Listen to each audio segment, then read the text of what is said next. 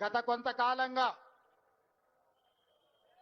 ఈ దేశ సరిహద్దుల్లోకి చొచ్చుకొచ్చి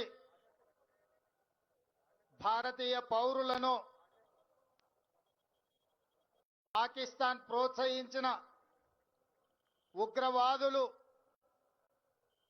మన సోదరులను మట్టుబెట్టి మన ఆడబిడ్డలు మన అమ్మలు మన చెల్లెళ్ళ యొక్క నుదుటి సింధూరాన్ని ఈరోజు తుడిచివేసి అంతర్జాతీయ ముఖ చిత్రంలో భారతీయుల మీద ఉగ్రదాడి చేయగలుగుతామని ఉగ్రవాదులు విర్రవీగుతున్న సందర్భంలో రాజకీయాలకు అతీతంగా పార్టీలు జెండాలు ఎజెండాలకు అతీతంగా 140 కోట్ల భారతీయులు అందరము ఒక్కటే ఈ భారత మాత రక్షణలో మనమందరం ఏకమై మన సార్వభౌమ అధికారం మీద ఎవరు దాడి చేసినా వాళ్ళను వదలబోమనే సందేశాన్ని ఈ తెలంగాణ నడిగడ్డ మీద నుంచి భారత వీర జవాన్లకు మనము అండగా నిలబడి వాళ్ళకు ఒక స్ఫూర్తిని ఇవ్వడానికి ఈ రోజు వేలాదిగా ఇక్కడ మనం సమావేశమై ఈ సమావేశంలో ఈ దేశ సరిహద్దుల్లో దేశ రక్షణలో పనిచేసిన మాజీ ఆర్మీ అధికారులు ఈ రాష్ట్ర పోలీస్ వ్యవస్థలో శాంతి భద్రతలను కాపాడుతున్న పోలీసు అధికారులు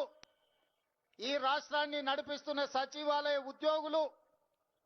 ఈ రాష్ట్ర ప్రజలందరూ ఈ రోజు మన వీర జవాన్లకు అండగా నిలబడడానికి ఇక్కడికి విచ్చేసినందుకు మనస్ఫూర్తిగా మిమ్మల్ని అందరినీ అభినందిస్తున్నా. ఈ సందర్భంగా పాకు ఉగ్రవాదులకు పాకిస్తాన్ పాలకులకు అంతర్జాతీయ ముఖ చిత్రంలో ఉన్న ఏ దేశమైనా ఉగ్రవాదాన్ని ప్రోత్సహించి ఈ దేశ సార్వభౌమ అధికారం మీద దాడి చెయ్యాలనుకున్న వాళ్లకు ఈ వేదిక మీద నుంచి హెచ్చరిక జారీ చేయదలుచుకున్నా. మా దేశ సార్వభౌమ అధికారం వైపు కన్నెత్తి చూసినా ఈ భూమి మీద మీకు నూకలు చెల్లినట్టే, ఈ భూమి మీద మీరు నివసించడానికి మీరు అర్హత కోల్పోయినట్టే అని చెప్పి నేను ఈ వేదిక మీద నుంచి హెచ్చరిక జారీ చెయ్యదలుచుకున్నా. ఎన్నికలు వచ్చినప్పుడు రాజకీయాలు ఉండొచ్చు, ఎన్నికల సందర్భంగా భిన్న సిద్ధాంతాలు ఉండొచ్చు. మా నాయకుడు మల్లికార్జున్ ఖర్గే గారు, ప్రధాన ప్రతిపక్ష నాయకుడు రాహుల్ గాంధీ, అమరుడైన మహాత్మా గాంధీ, ఆ మహాత్మా గాంధీ శాంతి సిద్ధాంతాన్ని పునికి పుచ్చుకున్న భారతీయులు 140 కోట్ల మంది ప్రపంచంలో శాంతిని కోరుకుంటూ శాంతిని నెలకొల్పుతూ అభివృద్ధి పదం వైపు ఈ దేశాన్ని నడిపించి ప్రపంచ దేశాలలోనే ఒక గొప్ప దేశంగా ఒక గొప్ప స్ఫూర్తిని దేశంగా నిలబెట్టాలని మేము అనుకుంటున్నాం. కానీ మా శాంతి స్వరూపాన్ని, మా శాంతి యొక్క ఆకాంక్షను మా చేతగాని తనంగా ఎవరైనా భావించి మా భూభాగంలో కాలు మోపి